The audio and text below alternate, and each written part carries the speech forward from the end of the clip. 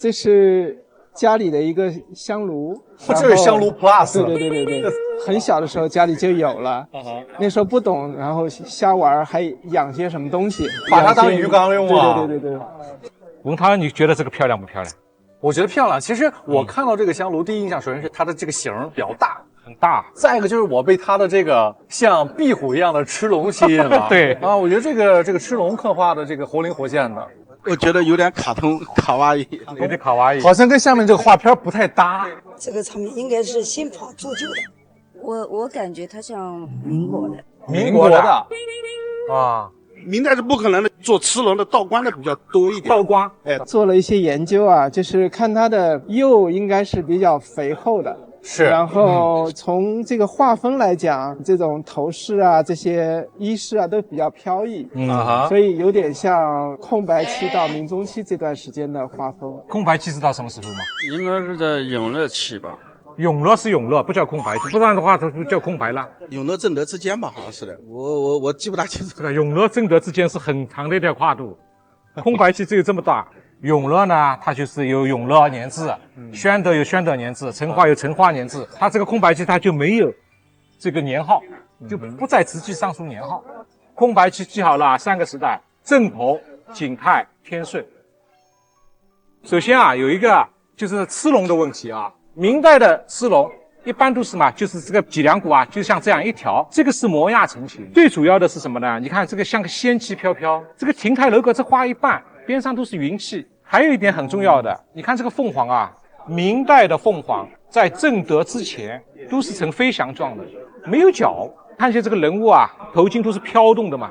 我们有一个时代，就是什么空白期。这件东西啊，是一件明代空白期景泰到天顺的珍品。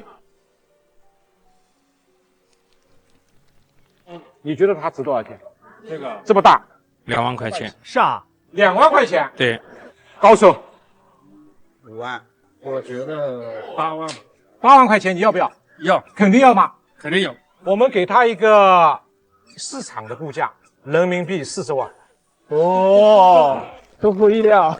啊，你好，老师，这个是我们家里面留下来的，请二位帮我们鉴定一下，看看。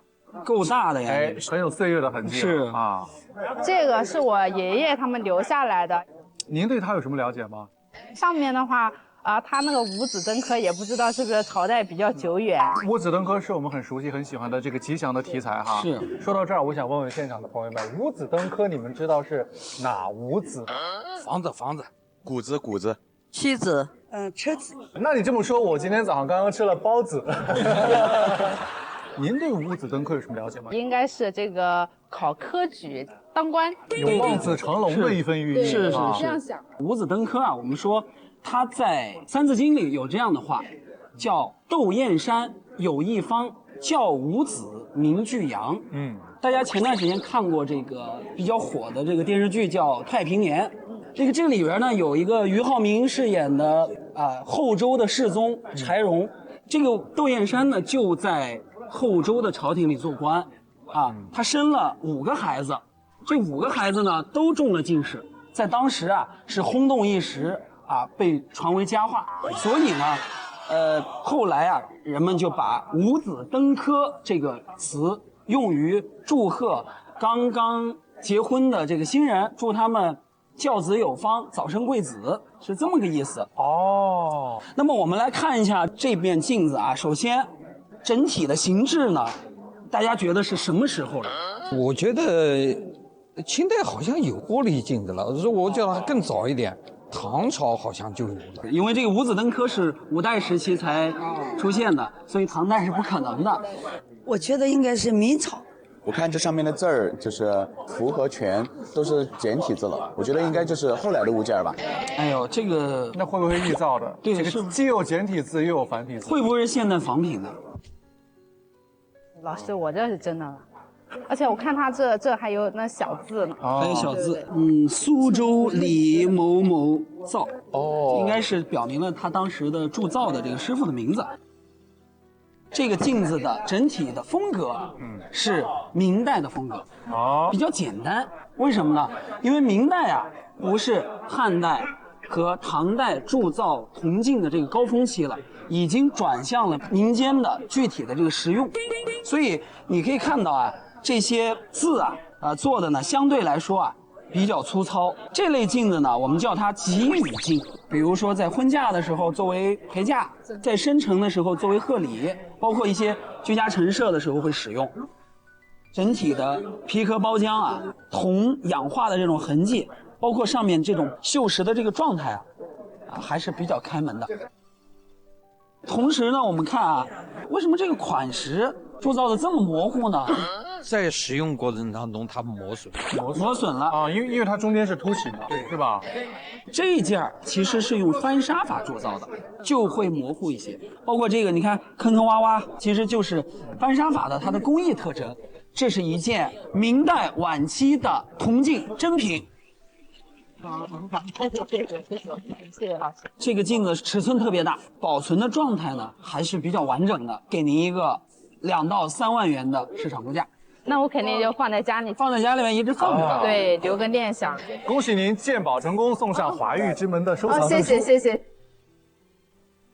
你看这里这个呈现出来的这位置是粉白锈，这个粉白锈呢不是常年的锈，这也是手工推卸的，它是半手工吧，先铸造后细致雕刻。还有一个比较重要的，因为它是金属的嘛，长时间的话它不可避免的会有这样接触性磨损。你看这下面呢，它其实也有一些相应的接触痕迹磨损，但是呢，这个年代呢是晚明清初的这个时期的这个造型，它这个磨损程度是不足的。第3点呢，所有的真品它形成的包浆，它不可能用人为故意做出来的。这上面油油腻腻的这种目的是干嘛？就做出来这种老旧包浆，这是人为故意的做旧色，这是个新仿品，没有收藏价值。